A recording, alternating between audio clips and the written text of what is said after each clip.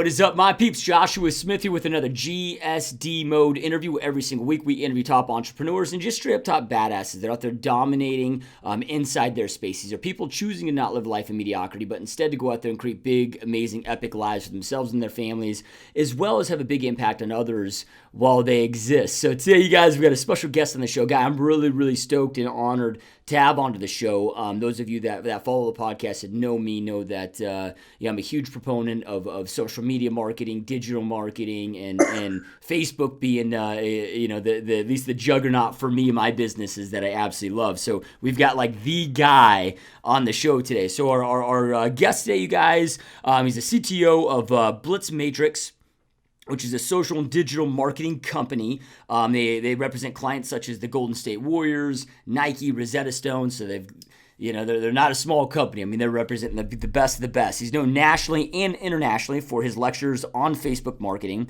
He's been featured in the Wall Street Journal, New York Times, TechCrunch, Fox News, and much more. So really stoked and honored to have Dennis, you on the show. Welcome to the show, my friend.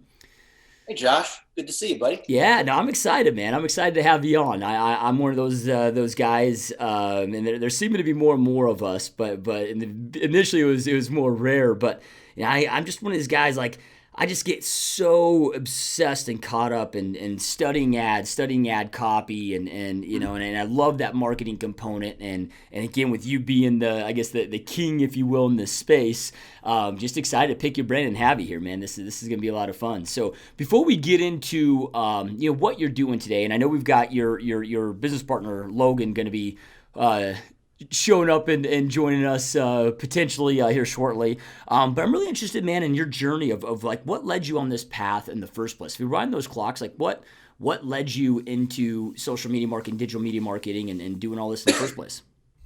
Yeah. So what's funny is when you listen to the motivational speakers or the people that are successful now, a lot of them talk about their rock bottom point. And then before you know it, it's Ferraris everywhere. Right? And my story's not like that. Although I had a lot of struggle because I didn't speak English until I was 6 or 7. So math was my way of relating, and that's what I was comfortable with. And so I traveled to math competitions, and I learned calculus when I was in 2nd grade. And I had a perfect math SAT, and I went to math parties. What do you think you do at math parties? Yeah. That's what you do, right? And I was cool with it. I was that Asian stereotype person, and I didn't have any friends. And so I just basically killed everybody in the tests. And I found that even though I could get straight A's and I could just blow away other people on standardized tests just by working really hard and all that, and just by being Asian, I think there's got to be like something in there genetically, But I found that, after I graduated, undergrad at SMU with a degree in finance, I couldn't get a job. I interviewed at all these different places, but I had the resume, I had all the scores, I read all the books. I mean, I was a good student, that whole thing. And I'm not going to talk about the suicide and depression, that kind of thing, but I was pretty down. And it wasn't until one of my mentors, who was the CEO of American Airlines, Al Casey, pulled me aside and he said, son, you need to focus on your learning curve and not your earning curve. And you need to focus on relationships, because no matter how smart you are and how hard you work, you need mentors. And that's what opened up my mind about, because I've always thought of things in terms of what you can measure, right? I went to the London School of Economics and I studied economics there, which is the best place in the world for economics. All the Nobel Peace guys for economics go to LSE. But I found that human behavior, why people buy, why people hire a real estate agent, why people select a certain brand over another brand when they're in the grocery store, is because of what they believe in. And so people are inherently lazy. And it wasn't until I discovered that in my own life that just because I had a better test score, I'm not going to get the job. Just because I have more reviews, just because I make more money, just because the numbers aren't alone, because people make a decision with their heart and then they rationalize it because it was cheaper, it was on sale, because, the sports car actually has better mileage. But no, you bought it because there was another reason. And it took learning from my mentors. It took, going all the way in math to realize that there's always 2 reasons people do something. There's the real reason, and then there's the what makes you look good reason, right? And so when Facebook marketing came along, that was the perfect confluence of all this, because there's the math of all the data Facebook has, right? But at the same time, it's people at scale. So it's social, but it's media, meaning it's at scale. And because of the kind of targeting that you can do, because if you tell a good story in social media and you do it the right way, not like you have to do any equations or things like that. I understand the back end of Facebook. We were just there 2 weeks ago. That's where this Frisbee came from, all these shirts back here. And we're having our workshop in a couple days. We learn about how the algorithm decides who to show the content to, right? Because, you'll put a post out there and maybe it'll get 10 likes, or you put a post out there and it'll get 1,000. Like, why, right? And if you understand why, then you understand two things at the same time: what the machine's doing and what the people are doing. And so there's both sides of those. It's like left brain, right brain. It's like you've got to be an artist, but you also have to be an engineer. I mean, can you imagine an accountant that's also creative, right? Can you imagine a painter that also can do physics, right? And that's what I think. That's why I think people stumble so much on social, is they come at it from one end or the other. So my story, I've come at it from the math angle. I've wanted to understand. It's like, the Golden State Warriors, our client, they just won the NBA championship. And we've been studying all their posts on Facebook to figure out what's working, the timing, how many people engage with us and share when we win, and how many people engage when we lose, and what the nature of that is. And then do people buy tickets, and season ticket holders, and how much money people will pay at a larger scale, studying the numbers. It's like, the scene in The Matrix where the guy says, yeah, the green line's down the street. Did you see the guy in the lady in the red dress? I was the one who did that, And I feel kind of like that too. And because we're so lucky and fortunate to be able to spend time with Facebook. Like, you can't get these Facebook shirts unless you're actually there. You can't go online, order. We bring these just for fun, just to our friends and to our staff, because it's like a mark of, we get to work closely with Facebook. But we feel that it's our obligation to teach this stuff. So any questions that people have, we're glad to answer. We don't hide it behind something like, you got to pay like $997 and we'll tell you. We just tell people. Most of the stuff we put out there for free, because what's impacted me. So back to the American Airlines days, I couldn't get a job, and it was my mentor who got me a job. And it wasn't because I was good at math. It was because he believed in me. And it's because of that emotional side. And every decision I've seen since then, every major decision in my life that has created something that's been successful has been because someone else has done something for me, because they believed in me, even though I might have been a piece of crap. And, I didn't deserve it. I didn't earn it in any sort of way. And if you look back on your life, you'll see that too. And of course, everyone here on the podcast, that your deals are all based on relationships. But how do you use Facebook to scale those relationships? Because we know it's a relationship thing. Yes, you got to show that you care. You got to be there. You show up on time. You have to have better knowledge. You have to make friends with them. Yeah, I think everyone understands that, right? But there's only so much time. So when people hit that situation, I've especially seen it with entrepreneurs, is they think that they can just work harder. I'm not saying don't work hard. And I'm not just saying, again, the dumb answer to that is, we'll just work smarter. Well, that's a ridiculous one too, right? Well, how do I do that? Do you just think harder? That doesn't make any sense. You can only think at one speed. And so we just found 3 or 4 principles that work in Facebook marketing to drive awareness and drive word of mouth and drive lead gen, drive sales, drive reputation. And it's not a secret. And all those things I'd love to share with you on the show. Yep. No, we love that. So with these 3 principles, though, do these apply? Because, I look at like Facebook, and I look at, and maybe this is the wrong lens for me to look at it, but I look at, okay, I've got my personal page, right? And I've got those personal relationships. Profile. And That's those, your profile. Yeah, your profile page, right? So you've got all those relationships that you're managing. This is an important distinction. Yep. And then they say page. All of us here have a user profile. A page is something that you can run ads against, that you get analytics, that you can integrate with an app, that you can put tabs on, that you can do all kinds of things. A page is only for business purposes when you create a page. And a page has no login against it. A page doesn't have any friends. A page has fans, right? Yep. Users have friends. I'm at 5,000 friends on Facebook. That's the limit, right? But the fan pages that we manage have millions of fans, right? So I'm glad you bring that up, because that's the most common misunderstanding. And by not understanding this thing, it's not just some kind of, random definitional distinction. If you don't understand that right there, you can't be successful on Facebook, because there's you as a user with a profile, something that you log into, you have friends, you do certain things as a user on Facebook, but then you have to create a public figure page for you as a person, for you as a celebrity, for you as an entrepreneur where you have a podcast, for you as a business owner. And then you have another page for your business, okay?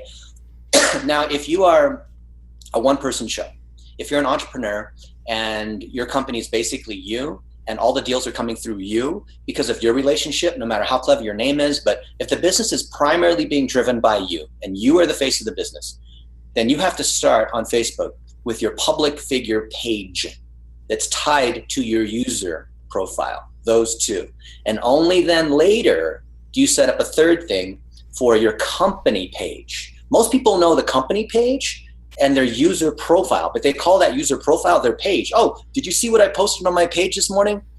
You don't have a page. You have a user profile, and maybe you have a company page. The thing that ties them together that makes all three of these work is the public figure page.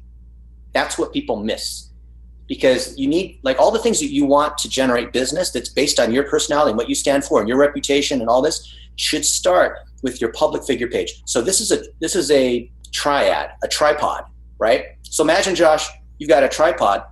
It's got 3 legs. What happens when you pull one of them off? It falls over. That's right. So it doesn't matter which one you pull off. Which leg in the tripod is the most important? Yeah, there isn't. So you need all 3. And that's how it is on Facebook. You don't have all 3? Well, you're not going to get too far. Yep. Now, if somebody doesn't have, and maybe I have all 3, right? I guess I've never looked at it this way, but I know I've got my user profile. And then, a while back, I saw the benefits of installing Facebook Business Manager, and I've got a business page. And on there, I mean, it's not huge. It's not like the pages that you're managing, but there's almost 30,000 likes on there, and I run a ton of ads and have a good ad spend size for my size of a business. But I've never set up a public figure page.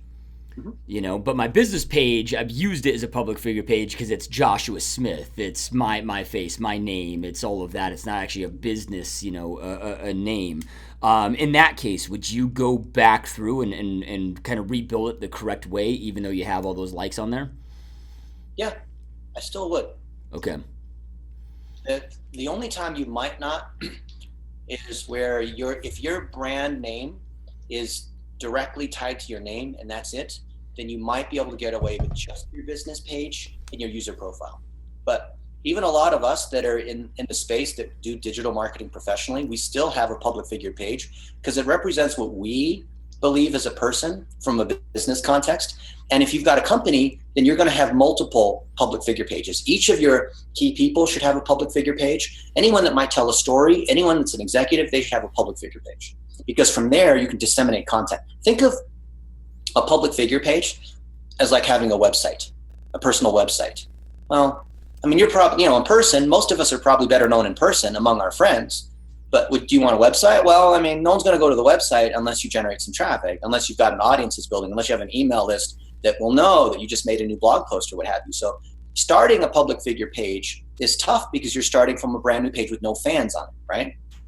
But if you invest in it over time, it ends up being more powerful than your user profile. Yeah, love it. So then those 3 principles that you've talked about, that you've learned, do these apply to your user profile, your public figure page, and your business page? That's right. Do the laws of gravity apply differently to black people or white people or skinny people or fat people? Is the law of gravity different? Yep. No, point taken. So, and I tell you, the Facebook algorithm doesn't discriminate. Okay. Yep. It follows the same rules. It's fair. Yep. Love it. So then, and I know that you mentioned, with these 3 principles and about sharing what these are, because it sounds like these are, so ungodly impactful for all of us. So kind of walk us through what those are. So for those people that don't have the patience, I'm going to just tell you 3, and then we're going to go into them in detail on how they fit together. And again, this is another triad where if you remove any one of the legs, the whole thing falls apart, okay? And the first one is the 1-minute video. There's a reason why it's 1 minute, and there's a reason why it's video, and there's different parts of this video, or how do you make a good video that takes off? And there's different stats that you look at. Number 2 is the $1 a day principle for amplification. Why $1? Because that's the minimum. Why not 10? Because we're testing all the time. You know, why boost posts? Because that's how we get reach and all these other build custom audiences, right? And the third part is your topic wheel, which is how you fit all your content together, how you track where your reputation is, how you track how big your user bases are, how you decide what kind of content to put out there. You know, most people, Josh, they just put content on social media with no plan at all. They just post stuff. They just write a blog post. They just tweet about something. And then they wonder why Facebook doesn't seem to work, because they're not systematic about it. And then they think that's called strategy. Well, that's ridiculous. You need to figure out what you stand for, and all the content and all of the things that you sell and all of the experiences that you have and all the people in your company and all the things that you've done. You need to put all that into a content library. And the key part within your content, like, you know, a library is just, think of a library as got, you know, a bunch of books, a bunch of CDs, a bunch of DVDs, a bunch of whatever. You've got to organize all your content, all your stories, all your podcasts, all of your most interesting pictures. You got to organize all that in a certain way by topic.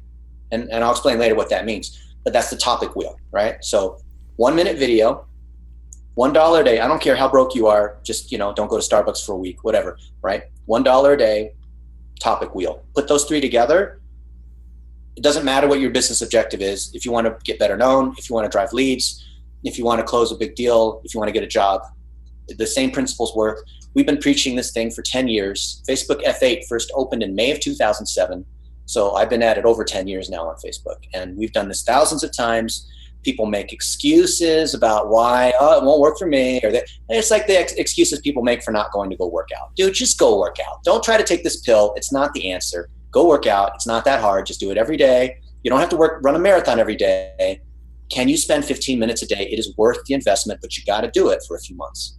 And it's not, there's no software to buy. There's no consultant to hire. There's no like magic thing that you can, you know, oh, I heard so-and-so's got 7 secrets. I can just buy their thing and it'll be like automated. There's no shortcut for this.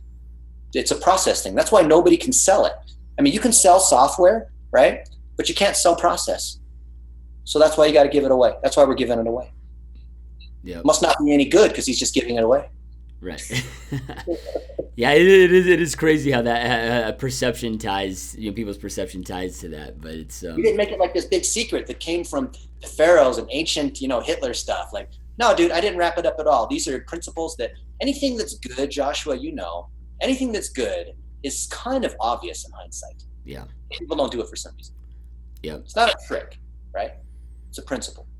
Yeah. Well, and then like you, I mean, it sounds to me, and I know you're going to go deeper in these 3 principles, but it doesn't sound like they're necessarily overly complicated and not also time consuming. Like you said, 15 minutes a day. We all can spare 15 minutes a day. I don't care how busy you are. Yeah. Yeah. You know, just as a way to like rub it into these people that they think they're successful, but they're not willing to admit. Like the older you get, the more arthritic your mind becomes. But you say, oh, but I didn't, you know, I don't have any advanced degrees, and I don't have the size of the team that you have, and I don't have the kind of money that you guys are spending and all this, and the sophistication. You guys have been doing it for such a long time. It's just me. I'm doing this thing part-time. I'm trying to quit my regular job to do this. So they make all of these excuses. And the way that we prove that that's all a load of crap is I say, hey, look at this kid over here. He's 21. He's had no job experience except for working at Pizza Hut. And now he's kicking ass, because he's running ads for the Golden State Warriors or for Rosetta Stone or for the local, you know, dentist or, you know, whoever it is, right? If this kid can do it, then you what? You're telling me you can't take your phone and stick it in front of your face and make a 1-minute video about a list of topics. You got a list of 10 topics that you talk about. Oh, I don't know how to make a topic list. What are the 10 things that you talk about all the time to close a deal? Anytime someone asks you what you do, what do you say? It's not like you have to rehearse anything. You've been having these conversations for years. You've already said this stuff. Now say it to your phone, or have a friend hold the phone. I don't have time. I need to hire a professional videographer. No, you don't. Just put the phone in front of your face, stick it on the desk or whatever in front of you, and knock out your 10 1-minute videos, post it on your Facebook page, not your user profile. You post it on your public figure page, and then you boost it. Boost it for $1 a day against targets that you set up properly. inside your ads manager or inside business manager. If you got business manager, great. If you don't, whatever, that's okay too. I mean, I prefer business manager, but some people think it's complicated, right? Is any of that stuff hard to do? Shoot. Oh, it overcomes every single excuse. Oh, I don't have any money. Can you spend $1 a day? I don't have any time. Can you do a 1-minute video? That's it. Do it. Do it, repeat it, test it. Try to get those videos to get a 15-second average watch time. You post a bunch of videos. Do you know how long the average watch time is on Facebook? No, I don't. Take a guess. The average watch time for the average user? The average video. If you post a video on Facebook on average, now you're better than that, I would think, but the average user, the average page, like any video that gets posted on Facebook, whatever length, what do you think the average amount of time people spend watching it is? Maybe 30 seconds max.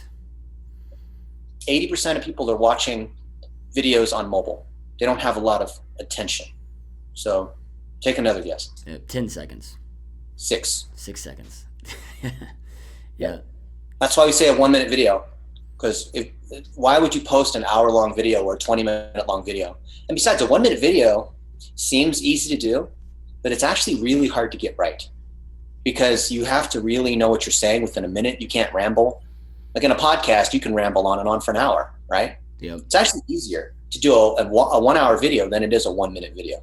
You've got to write your notes down. You kind of have to think about what it is. You have to, not like you're going to say it perfectly, but that's what it is. And when you figure out how to do your first 1-minute video, which is your why video. When I was 18, I got my first job doing this, and this horrible thing happened, and now you can emotionally empathize with me. And as a result of that, I learned these particular things, and now this is my business and what I sell. I'm a real estate agent. There's all this kind of stuff. And I believe that, right? I believe that our community is amazing. I believe that all young adults should get jobs. I believe that software shouldn't be difficult. I believe that, ultimate frisbees and chicken wings are fun to eat, right? That's how people identify with you. When you tell a 1-minute video about something you care about, I believe that if you drink Gatorade, you're going to not get dehydrated when you run a marathon, Yep.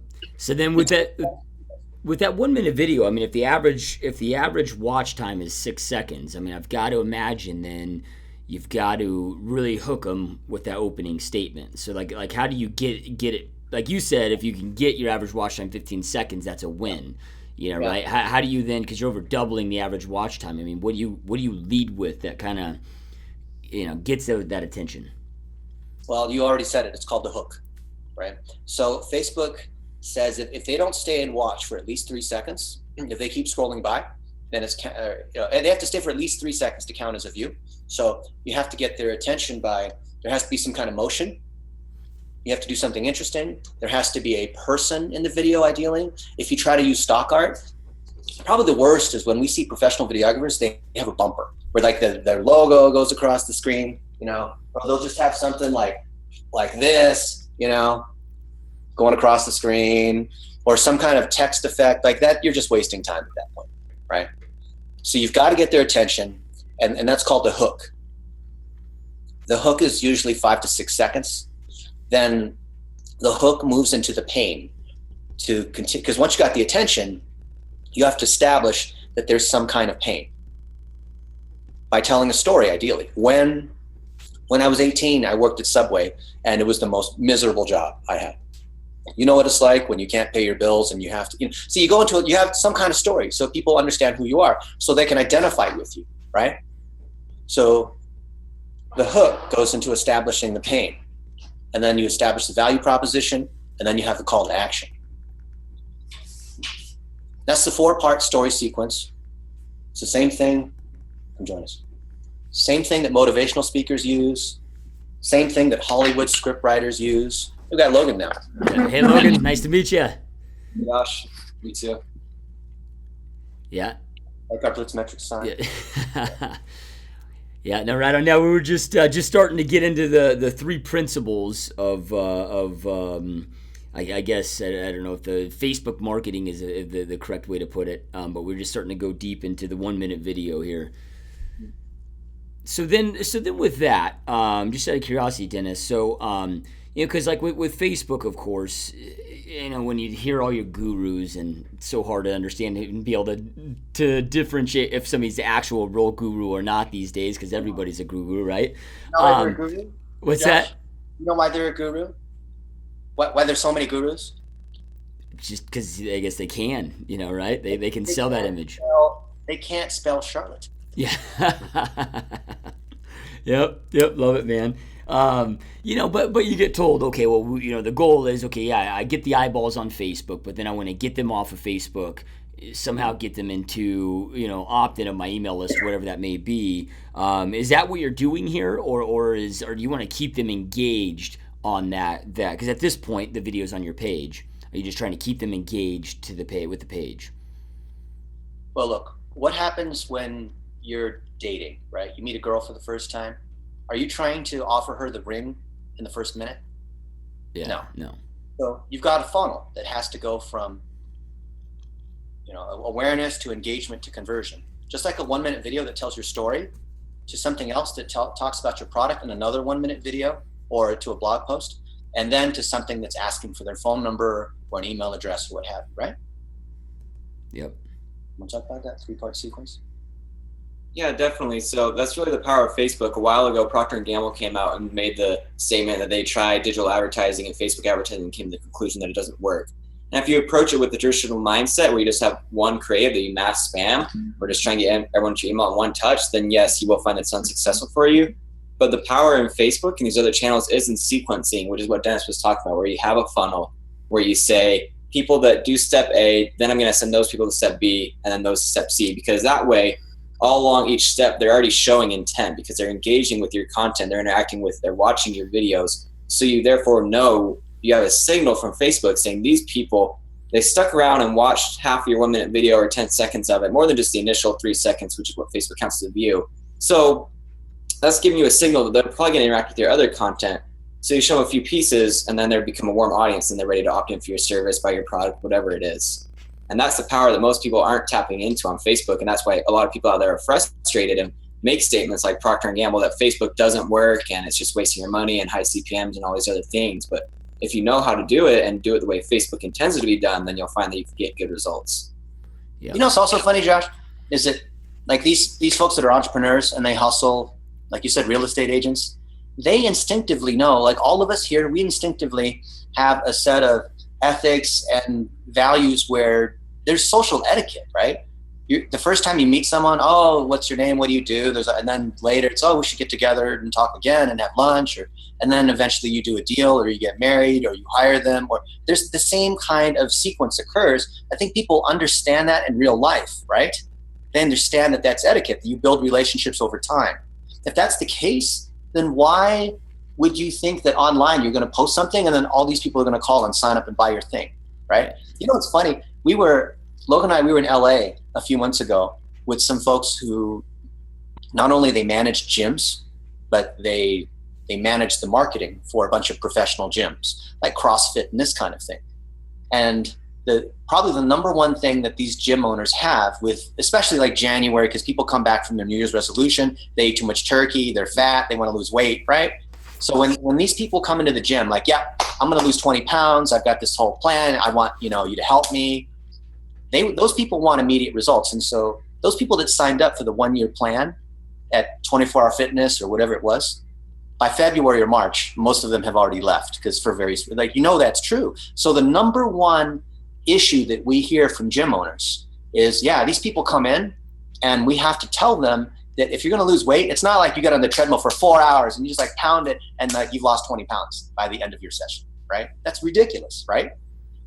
What's funny is that then we will have a private seminar with gym owners or whoever, and yet they will think that if they just put, $20 in the Facebook and work really hard on their Facebook ads and Facebook marketing, that by tomorrow they're going to be generating all these customers. When the number one thing they complain about is having to tell their customers, yeah, you need to do this thing slow and steady over time, lightweight touches, 15 minutes per day. Can you do that? So I think it's ironic, right? Because that's what they tell them, and we're giving them the same advice. Yeah. Somehow they think online, the world, it doesn't matter. The rules of gravity don't apply online. No, I don't care where the rules of gravity apply everywhere in the universe. Yeah. I know. I mean, it's. I think you get so many entrepreneurs that are impatient, right? And then, like you said, they end up not following their own advice, and But yeah, you're totally right. I mean, I mean, you've got to feel when you're going to go out there and make that consumer purchase decision. You got to have that confidence because, like we talked about earlier, the guru that can't spell charlatan. I would say now more than ever, our radar detectors are up more than ever, and it's more important, probably more than now than ever, to, like you said, establish that relationship over time and that confidence and that belief. Yeah. So then, okay, so then you've got that 1 minute video. But then, I know that this was the third thing, the topic wheel, but because your topic wheel is what you're creating the video about. And then, like you said, people, it's like, what are the 10 things you get asked about constantly? And then you're going to list these out and then you create those into that 10-minute video. But if somebody's having, difficulty on, well, I mean, what sequence do I release them? How often do I release them? How am I, doing each one a day for 10 days and doing $1 a day on each of those? Like, can you go a little bit deeper into that topic wheel and then how to apply it with that 1 minute video? Let me lay out a little structure and then Logan can add more detail to that. He's more qualified to talk about that part than me. So remember we said that there's a funnel and it progresses in depth from awareness to engagement to conversion, right? And awareness is, let me find out about who you are. This is the first time we met. I'm trying to understand your story, why I care about you. And then, so that's the why. The why is, do I identify with this person? And the how is, once you describe the problem that you've overcome, how do I overcome it? And let me demonstrate some expertise. Let me demonstrate that I'm trustworthy. Let me assemble a series of articles showing that I know what I'm talking about, right? And then the what is your product. The product is some kind of software. The product is a service that you offer. The product is a pack of chewing gum, right? Whatever it is. So if you go from why to how to what, and then you assemble little videos in each of these, now you've got your topic wheel. You've got 3 layers. Why, how, what. Yeah, it just reminds me so much of Simon Sinek's amazing book. Start with why, and but it's so true. I mean, when you study the greatest marketers out there, they all do that. They create that just kind of close tribe from going so deep into that why.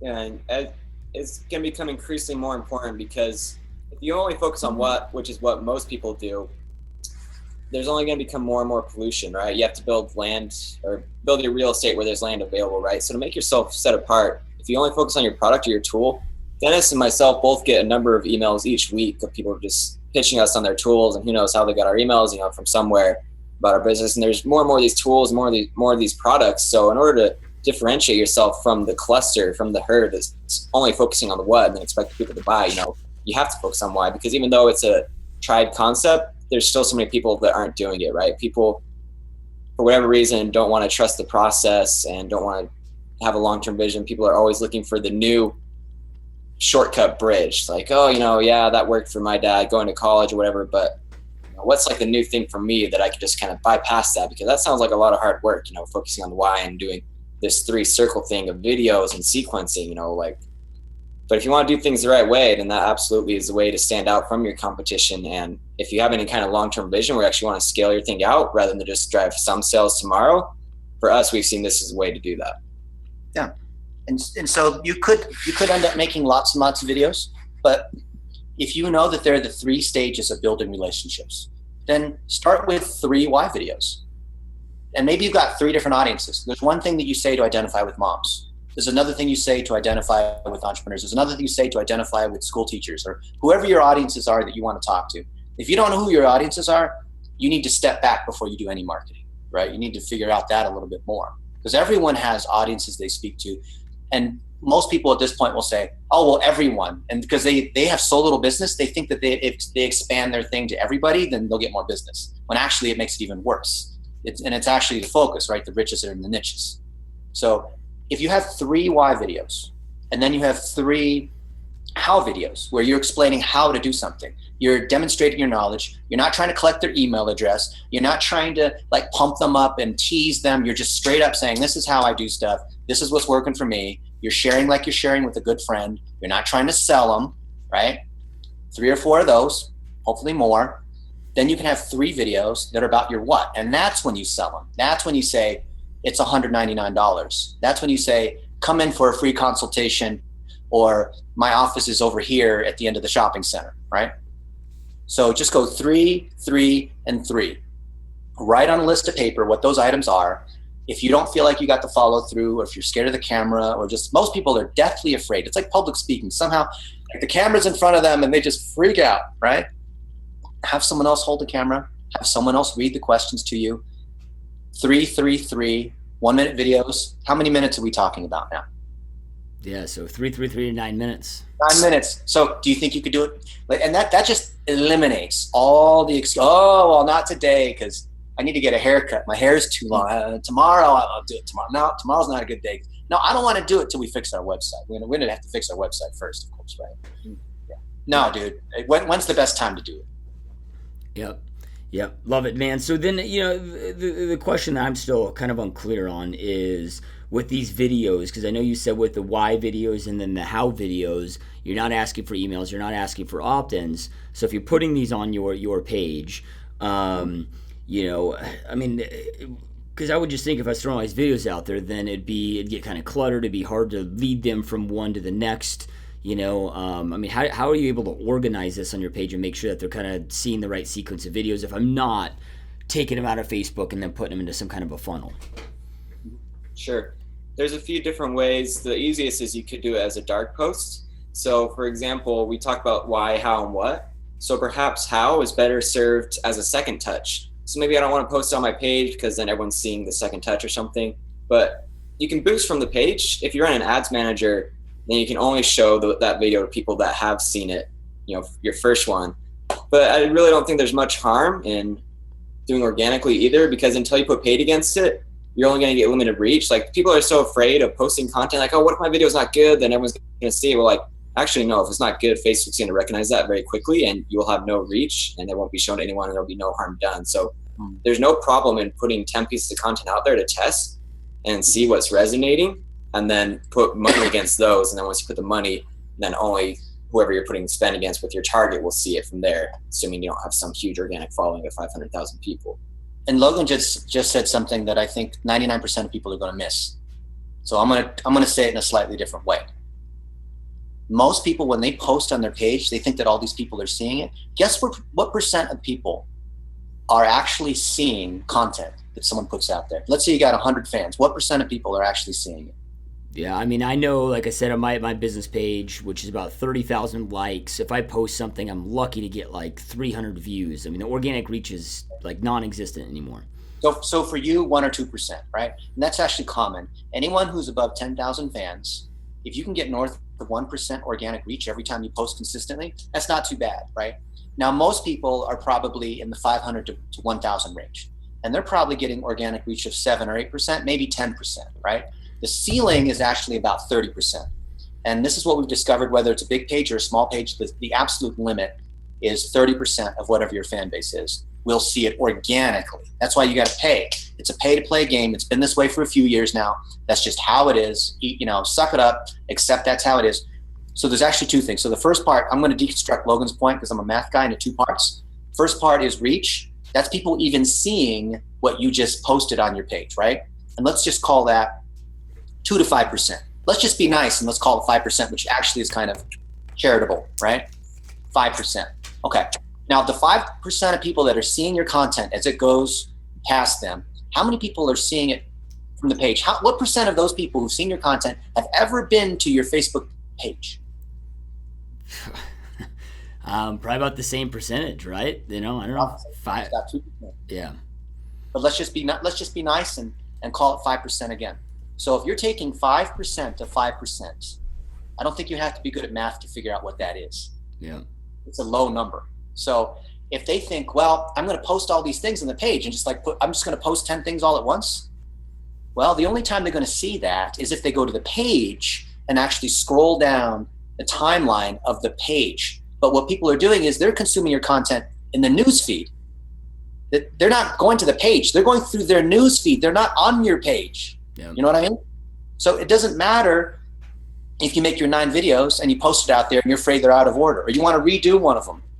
It doesn't matter, because to Logan's point, you're going to use ads to trigger which video goes where. So if they watched one of videos 1, 2, or 3, then we're going to use the ad system for $1 a day to then get them into videos 4, 5, and 6. If they watch videos 4, 5, and 6, we're then going to put them into videos 7, 8, and 9. Okay? It doesn't matter what order you happen to have posted them. You could have posted your videos in order 9, 8, 7, 6, 5, 4, 3, 2, 1. But then the order that they consume is based on the order that you drive in the ads, because when you set up your targeting, you can create if-then statements in Facebook. If they watched video number 2, then I want them to see video number 3, right? If they saw post number 6, then send them to the website where I've got a $20 off coupon, or I have something on the website, or some kind of offer, or some kind of, oh, we have a webinar coming up, or, right? You can decide, just like an email, you can set up sequences. Like if they do this, then send that. Here's an autoresponder. I'm going to send them a series of things based on if they did this, if they didn't. Facebook's exactly the same. Yeah, no, it's brilliant. So then in the I'm assuming, because I've never done this. You know, I'm sure you would probably be kind of comical if you saw what I typically do. You know, but it's like a lot of my stuff is for a free webinar. So, you know, have an ad, whatever that may be, whether it's in Business Manager, running a targeted Facebook ad, takes them right to the webinar, gets them to opt in, and then goes into my email list and gets them to show up. So, but I'm excited to try this, right? The 9 video series, or whatever that may be, just seeing what works to that. But I wasn't aware that you could create a custom audience. Like, hey, if they watch this ad, you can create a custom audience to then trigger that next ad. That's something that I had no idea. That's pretty brilliant. Right? Think about everyone else here in the audience.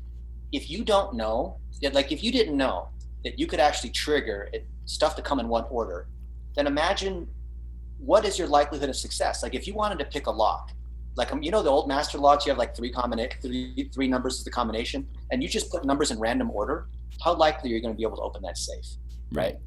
Yeah. Or if you wanted to cook a meal and you decided to use a random number of ingredients cooked for a random amount of time at a random temperature, how likely is that going to work for you? Or you go to Netflix and there's your favorite show, but instead of going to the next episode, season 4, episode 1, then episode 2, but you turn on Netflix and it shows you, you're in season 7 right now, it shows you episode 4, then it shows you episode 1, then you go to episode 8, and that just it shows you like random episodes. Like how likely are you going to be able to follow the storyline and the character development and the plot? Yeah. And the same is true on Facebook. If you don't sequence, there's no point. Then everything's a one touch, right? And that's why as a marketer, you have to create your content as part of a topic wheel, right? Yeah. Well, it makes sense. And then where's it going? Okay, today I thought I'd talk about this one random thing. Well, how does that fit into your overall wheel, right? Yeah. Well, and then like you said with the recipe, like maybe you luck out and you randomly created this amazing badass recipe meal, but now you have no way to duplicate it, right? There's no path in the math. And then it's like, man, I don't know how this happened now. You have no documentation. Yeah. Yep, love it. So then from there, I guess the next thing was the $1 a day for amplification that you kind of talked about. So when we're doing $1 a day, and like you said, I mean, anybody can figure out. I guess if you can't figure out how to afford $1 a day, you probably shouldn't even bother with Facebook marketing, right? How I mean, do you start your audience? I know you said the riches are in the niches. I mean, do you start if somebody doesn't really know what their niche is? I mean, how broad do they start? How narrow do you get it down? And then two, like what for somebody that's starting out with this, like what are acceptable results? Like how do I know my stuff just doesn't suck? Sure.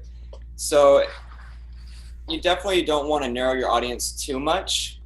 I mean, it's a catch-22 is we've seen people that are, like we discussed earlier, they're just targeting everybody. You look at their audience and it's like, 10 million people, or they're targeting like all the US. So ideally a good audience size might be, north of 50K up to 200K.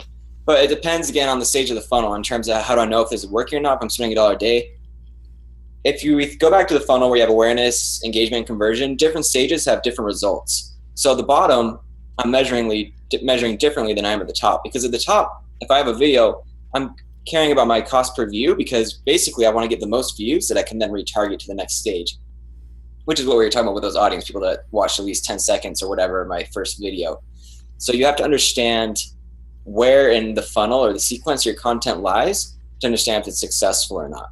Because if it's at the top of the funnel, it shouldn't be driving sales or shouldn't be driving people to your email probably. So Facebook will still give you that measurement because maybe it does, maybe someone buys right off that first touch, but make sure you understand that along different stages, there's different things you want to be measuring. And the easiest, simplest way to put it probably is by relevancy score. If you're looking at this from the ad set, from the ads manager level, top of funnel, we like to see at least 6, middle of funnel 4, and bottom of funnel 2, because Facebook, people don't realize Facebook's doing a lot of the hard work for you. They're trying to give you a signal if something's good to put more spend against it, or if something's bad to make some changes. If you notice you have a really bad relevancy score, that means you're getting a lot of negative feedback. People don't like your ad, and it's costing you money. It's giving you high CPMs, all these bad things. So if you're not sure, start there. Start with relevancy score. And other than that, you could just look, if you have a few pieces of content, you put the same amount of spend against them, just look at engagement. If I have 3 pieces and I do $1 a day for 7 days against each of them, so each spends $7, and piece A gets 5,000 engagements, and piece B gets 4,000, piece C gets 10,000, well then, ding, ding, ding, light bulb go off. Something about piece C is different. I should put more money against that one. So just compare apples to apples where you can, and then look at relevancy score as a starting point. Amen.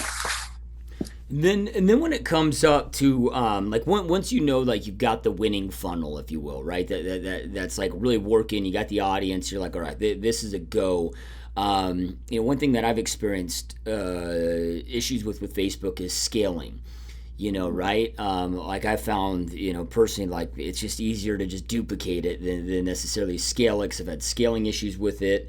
And, because it's one thing if I'm spending a couple grand a month, but, it's not in this world of, oh man, if I'm spending 10 grand a month and I'm getting result, well, if I spend 50 grand, then I should get this. It's like the scaling just crushes it. So once you get that winner, have you guys, what are your recommendations from there as far as scalability? Want to take that? Yeah, I can start. There's a few different things. One of the biggest reasons in terms of scaling that we stress videos so much is that if you look at your page and you have a different posts, you have some that are images, some that have links, some that are just text, and some that are videos, you'll probably notice, all else equal, your videos will tend to get a little bit more reach. So when I think of scaling, I want to kind of be able to amp up my results. And if I have a video as a first touch, video is the easiest way to get the most audience for the less amount of money. So that's one of the reasons we recommend videos so much, because it's all about retargeting to get results. So I have a good CPA based off retargeting. I want to get more of it. Video is so key, but there's a lot of different things that go into it. You have to do it at each stage along the funnel, because if you just try and put more spend against your conversion ads, well, the audience isn't big enough. So it has to start at the top. First, you have to scale there, and then that'll lead to your second engagement and then conversion. So you can't just say, oh, I have a really good conversion, but the audience is too small. Well, you have to grow that audience by working backwards, right? Going back through, where's it coming from? It's a retargeting audience likely. So how do I get more people to my site and more people to watch my videos? So you have to kind of stay consistent with how you're allocating your spend. So let me put some math on that, okay? So let's say that we're talking, like Logan said, from awareness to engagement to conversion. And we go from 1,000 people to 100 people to 10 people. And let's say you're spending however much per month. And now you want to double that funnel, right? You got a funnel that's working, you want to double it. Most people make the mistake that Logan talked about, where they just put twice as much money here at the very bottom. But they need to have every part above be twice as big to support the stuff down here at the bottom, right? Because then you got to go 2,000 to 200 to 20. You've got to proportionally increase at each stage in the funnel at the same time. Because if you try to go 1,000 to 100 to 20 or 1,000 to 100 to 50, the system won't sustain. You're going to blow the engine. There's just not enough, unless you do some crazy conversion optimization. But whenever you run ads, this is a key principle in advertising that almost nobody seems to understand. I don't know why they don't get it, because it's math. There's just no getting around it. It's not like an opinion or anything. It has nothing to do with Facebook or Google or Twitter. You're always limited by either audience or budget. Always, no exception. So if you have something that's working and you're putting a certain amount of pressure against a certain audience, let's say that's the right pressure, or maybe you can turn it up a little more. If you turn up that pressure too high against that same audience set, you're going to blow it, right? The frequency is going to be too high. People are going to see it too many times, and then they're going to click spam. Your CTR goes down, your relevance score goes down, your funnel suffers, your conversion rate. You blow the engine, right? If you floor it too hard. And so to Logan's point, instead of trying to floor it harder at the bottom of the funnel, what you got to do is open up the funnel to the next stage. Because at any stage in the funnel, let's say you've got a series of why videos. Well, the whole point of one stage in the funnel is to just get to the next stage, and from that message to the next message. And maybe you created a 5-part sequence. Well, the job of video in the video in sequence 1 is to get them to sequence part 2, right? And the job of sequence number 2 is to get them to number 3, right? In that sequence. The job of video 1 is not to get them straight to video number 5 at the end of the sequence, right? It's just to go to the next step. And everything in relationships that we know, it's about gradual. It's about building love over time, right? Lightweight touches over time is how you build relationships. And if we know that that's how it is in the real world, and that's what social etiquette is, then why wouldn't, like, how many times do you need to date a girl before you get married? I've heard some people get married on the first date, but maybe, I don't know, it's a number that's bigger than 1, okay?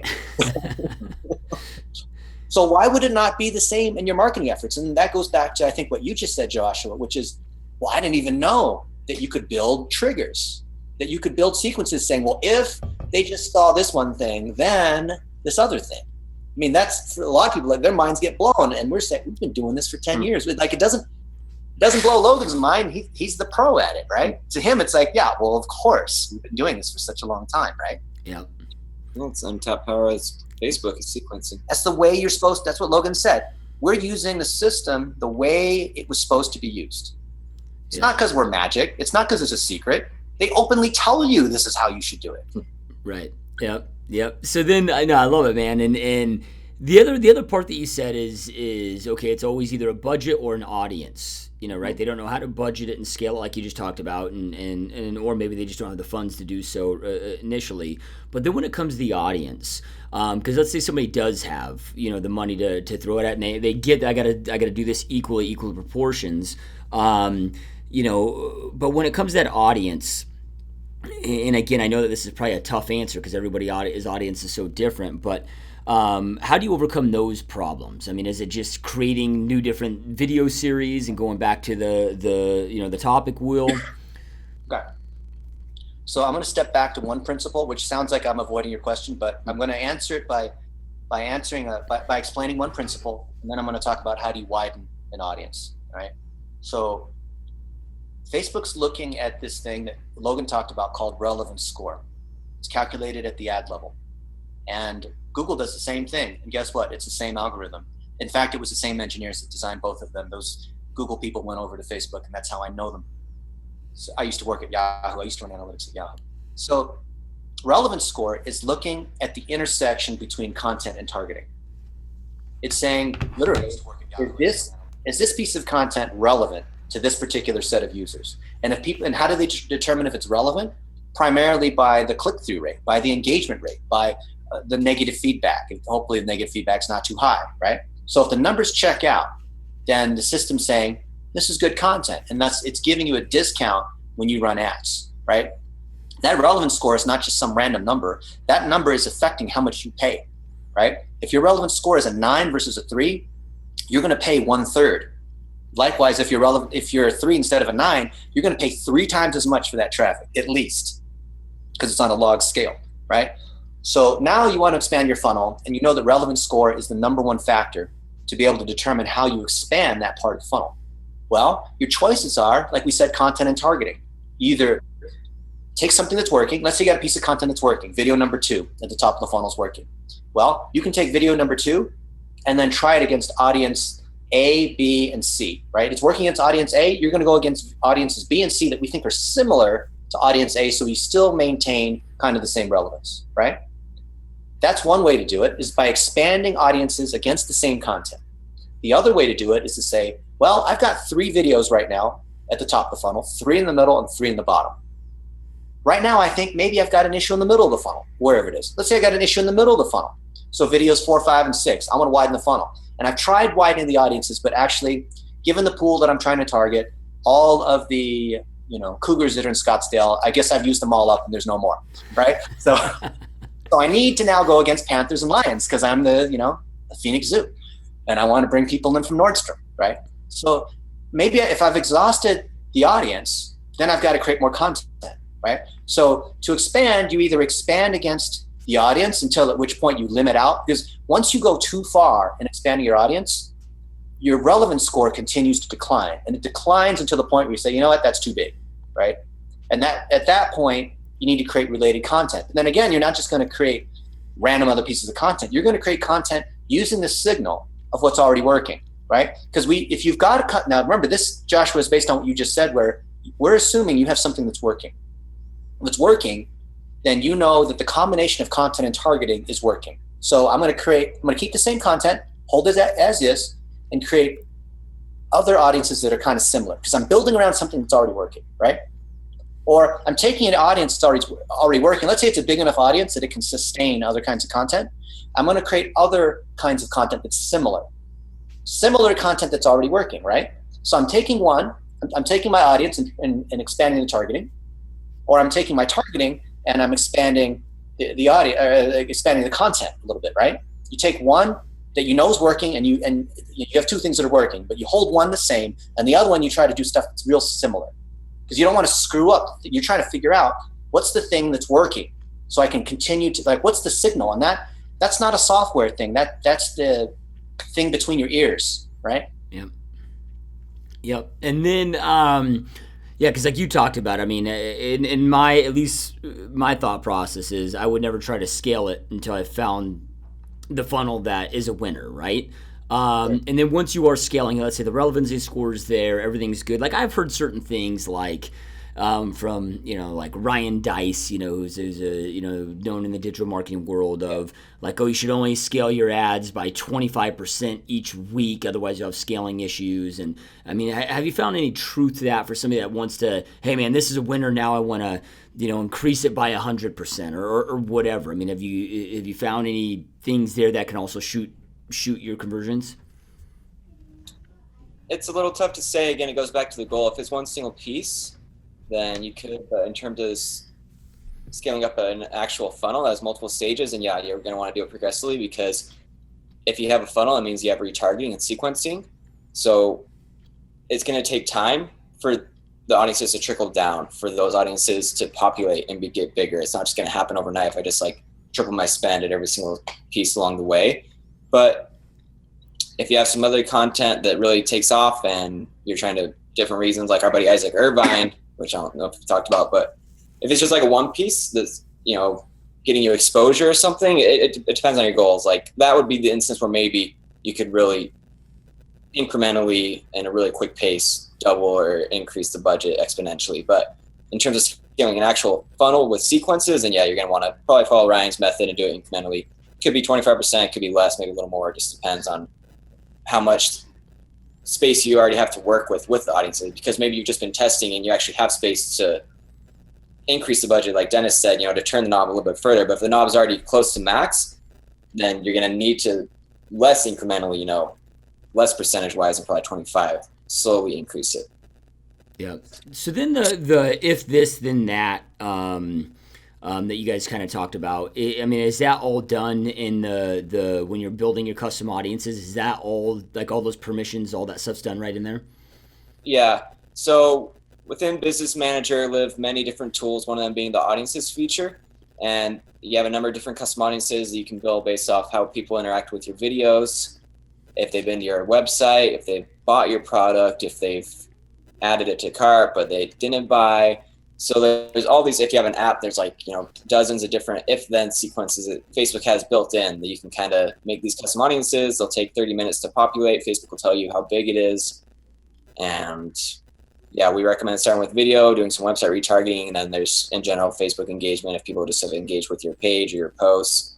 But it's all right there. There's custom audiences saved, lookalike. So customs are the retargeting audiences, and those are the ones that you want to become really familiar with. Yeah, awesome. In fact, you can't sequence a funnel unless you understand custom audiences. That's how important it is. And even Facebook has said, Cheryl has said, she's the COO, that custom audiences are the crown jewel of Facebook, because Used to be custom audiences were just people who went to parts of your website or emails that you were able to match back at 50% on average. But a few months ago, earlier this year, they launched the ability to create custom audiences that they call native engagement audiences based on what they've done on your page. So if they've liked something, if they've clicked on something, if they've watched a video, if they've shared, right? Those are all different things that you can create audiences against. And part of the reason why Logan is saying video is that only video allows you to create audiences based on that specific piece of content. I can create a page engagement audience based on people who have liked my page or liked any of my content or have shared it, but I can't say people who have clicked on this particular piece of content. I can only do that on a video. And a video also is, to Logan's point, is the cheapest retargeting audience. Where else can you get a retargeting audience for 2 cents? Tell me, Joshua, where? Yeah, can't. Yeah, so there you go. And it's the highest quality retargeting audience. And then it's so brilliant that you can set those, like you said, if this then that, permissions. Like, hey, if they not just only click on this video, if they watch 15 seconds, then boom, it re-triggers into this audience. And I mean that's insane. I'm gonna have to doing that. I mean, like you talk to a lot of people. You've got thousands of people in your group. You have 30,000 fans. What percent of people do you think are doing that? Well, put it this way, like, I mean, because, Facebook, once you start spending so much money with them, they give you your own Facebook coach there, and I'm going to have to yell at him because he's never talked to me about any of this stuff, man. I mean, I've been coaching with him for like 2 years. I'm like, what the hell, man? Might not be spending enough money to get one of the senior sorts of people. Yeah, I know, right? It's insane, but yeah, I love it. So, you talked before about you guys' website and how you put so much free content out there and all of that. I mean, where's the best place for people to go learn more about you, get that free content? And then also, I'm sure there's a lot of people that are listening to this that are just like, man, this is powerful, this is amazing, but I don't want to have to figure it out, right? And then that's why, of course, there's, amazing companies like yours that can just take that off of their hands and just get it done right, and they don't have to go through that learning curve. So, where's the best place to get in touch with you and learn more about you for all of that? Definitely. So 2 things. You can come to our website. If you are a young adult, you may know that the vision of our company is provide jobs for young adults. So for students, or if you're not a student, if you're a young adult, we offer our training for free. And you can find that at blitzmetrics.com/students. Other people, we sell a lot of different courses. Probably our most popular and the one we have most questions about is our Facebook for $1 a day. So you're just getting started on Facebook. You're a little bit unsure about some of the features. Maybe it's a little bit intimidating to you. There's all these custom audiences and these lookalikes, all these different possibilities. And you don't have much of a team or much of a budget. We put together this whole course about how for spending $1 a day, you can actually drive results on Facebook. If you're interested in that, you can go to blitzmetrics.com/FDD and use the code growth to get a little bit of a discount. I think it'll give you $30 off. Yeah, it goes from $97, I think, to $67. Okay, awesome. And then do you guys, because I know you've got, people may hear that are listening to this of well, these guys are working with Nike and the Golden State Warriors, and maybe they only work with huge companies for their digital marketing. I mean, do you guys offer services for kind of that solopreneur that's doing well, but they're not this big company, but they're looking for a great company to manage this stuff? I'll take it. So if you want to get someone like Logan and myself, you're going to have to pay enterprise dollars. That's just how it is, because we only have so much time. But like Logan said, our focus is creating jobs for young adults. And that means as they get qualified and they go through our training and get certified up to a certain level, then they can implement certain packages. So if you come through our strategy assessment, then we will figure out which young adult can serve you. And that's creating jobs that we know are going to work, because whatever the system's able to determine is the pain and the thing that you need solved, we will, it's like, imagine you get a free x-ray and then we bring in doctors that specifically know how to work on a heart attack versus a broken arm versus you need, a haircut versus whatever it is. There needs to be that assessment. So it has nothing really to do with, do we have people that are skillful enough? We need to understand what it is that needs to be fixed. And most entrepreneurs and marketers don't know what that is. So they should go through the strategy assessment. If for some reason they just don't want to do that, they want to hire us, then we do have packages where we implement, and those will start at $750. Okay. So if you really want someone like Logan and I, we will set up something called a Power Hour, where we'll go through the strategy assessment. We'll show you what the guides are, what you need to do to prepare for when we have the call to get access to your assets, to look at your ad account. We'll review it in advance. We get on the phone, go through that whole thing. So you'd get Logan and myself for $750, which is a deal because if you don't want someone to maybe take, or maybe you just want someone to tune your account. Let's say you're spending a couple $1,000 a day. You want someone to tune your account, but not whatever. Then that might be a good option. If you want someone to take the whole thing, then you're going to want young adults and that are programmed to take that, right? It just depends on where you are. Yep. Well, I mean, to me, it's I think anybody that's serious about their business, I mean, $750 is sounds like damn good money spent to me. All right. So then too, I know that you also speak and you've spoken and not just here throughout the country, but all over. Is there a place where if somebody ever wants to hear you guys go out there and speak, where you have a list of those? I know you put on different events. You're talking about one here in Phoenix that's coming up. That's a $7,500 ticket item. If people want to go see you speak or want to go attend one of your conferences, is the website still the best place to do that too? I'd say go to the Facebook page. Go to facebook.com/blitzmetrics or follow Logan. He runs our training. So that's fb.com/Logan Young CW. Awesome. Yeah. Don't friend me on Facebook. I'm at 5,000 friends. Don't do that. Yeah. Go to him. Don't come to me. Yeah. Shoot me a message if you really are interested in coming to a workshop. We're going to speak. You can also email me directly, Logan@blitzmetrics.com. We're going to be holding more in the future, as well as some one-day stops. So we have a lot of plans because we've got a lot of good feedback on these workshops, even though it will be 115, 116 degrees in Phoenix this upcoming week. I checked the temperature. People are still paying $7,500 and still flying across the country from the beautiful, warm places they live to come chill with us in the desert. So it'll be good. Yeah. And we've got nothing but good feedback. We know it's something a lot of people want. So if you have interest in that, you're wondering about future opportunities, future plans, email me, Logan@blitzmetrics. Yeah, killer. And those that are watching and listening, we'll make sure that Troy adds all the links, everything that we talked about, all the links, contact information, all that be below.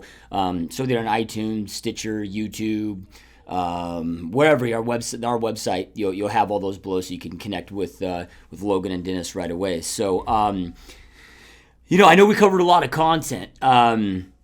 When it comes to Facebook, so just one last question for you guys. And when it comes to this, and I know we covered a lot of stuff today, but is there any question as people are interviewing you, entrepreneurs are interviewing you, whatever that looks like, that they never seem to ask you, that maybe we didn't cover today, that you're is so important for people to know?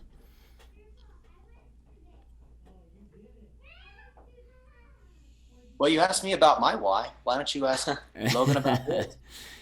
Questions people don't ask. Look, I'll preface it this way, maybe to give them a second to think. In the last month, we have spoken in how many countries? 15 countries, something like that. We have been in the last month, or maybe 5 weeks, we've been in Sydney, Australia, Melbourne, Dubai, Hong Kong, Addis Ababa, Ethiopia, Johannesburg, South Africa, London, Portugal, Amsterdam, Iceland, San Francisco, Phoenix, Salt Lake City, and probably some other ones I can't remember, right? We have spoken in so many countries and cities, and to the point where you wake up in the morning, you don't even know what time zone it is. You're working harder than you can imagine is possibly could be done while you're teaching. You're managing a remote team of a few dozen people. There's lots of other things that are going on too, including all the client work and emails like you would not believe, hundreds of emails. And why would anybody be willing to go through all that, right? When you could just get a cush job somewhere else. Well, there's got to be some kind of meaning, right? I gave up a job where I was making a lot of money as an executive at Yahoo, not even counting bonus. I made a few $1 million when I left Yahoo. I walked away from that because for me, there's a bigger mission. There's something more important. Going back to your original question too, I think the one thing people don't ask me that I wish they would, or I think is very rarely do people come with the approach of, hey, you know what, Logan or Dennis, I'm really in this for the long term. I don't want to get results tomorrow, but I want to still be doing this 10 years from now. I want to do things the right way. I don't want to hack my way there. I don't want to do these growth hacks. I don't want to get rich quick. I want to do things the right way, respect the process. What is the right way based off what you've been learning from Facebook, these other channels? And actually, that's what we're trying to teach people But very rarely do I find people that really have that long-term vision, are willing to respect the process and to put in work, even if it means delaying getting results, even if it means that it's going to take a little longer to get your content live, these different things, because you want to build your systems the right way and build out your sequences. But if you have that long-term vision, that's what I don't necessarily see in a lot of people. Not to say it's not there, but they don't necessarily make it known. And it would be refreshing to get more of that, because that's the way we view things, and that's where our knowledge would come most in handy, I think, because there's so many people polluting the space with this get rich quick and, you know, these life hacks and these growth hacks. And my Facebook feed is just filled up with people about, oh, how to land clients this month that'll pay you $10,000, and I did it, and that's impressive. I can see you have 1 like on your post. You must be really good, you know. Like, no, I'm not really falling for that, you know. So, but yeah, the long-term view, if anyone's interested in that, you know, we definitely have some thoughts to share. Yeah, I love it, dude. And you know, the get rich quick, I mean, I know people are chasing it because everyone wants that magic pill, but the only magic pill I've ever found in my life is consistency. You know, and the only way to do it is exactly what you said, man. It's that consistent long-term growth, and you know, yeah, maybe somebody might figure out some little hack that makes them a few bucks today, but it's never sustainable, you know. So it's gonna hurt you in the long term for numerous reasons, which we won't go into right now since I know we're short on time. But yeah. Well, love it, you guys. Well, man, I know how busy you guys are, and this has been just such a massive honor. I know that. I mean, I've gained so much insight out of this, as I know our audience has as well. So, truly appreciate you guys taking time out of your busy day to be here. Thanks, Joshua. Yeah, thank you for having us on. Yeah, 100%. And those that are watching, I know I end every podcast with this, but information without implementation truly is the start of delusion. Information isn't power. It's taking that information, taking action on it, applying that information that you learn that creates that power inside your world. So don't not listen to this epic, amazing interview and all this great content that Dennis and Logan share with you and not take action on it. Take something that you learn, go out there and take immediate action. As you know, these guys did such a brilliant job sharing with you today. None of this stuff takes much time, you know, right? Just got to be consistent at it and go out there and have a massive impact inside your life and inside your business. So thank you guys so much for watching and listening, and we will see you next time.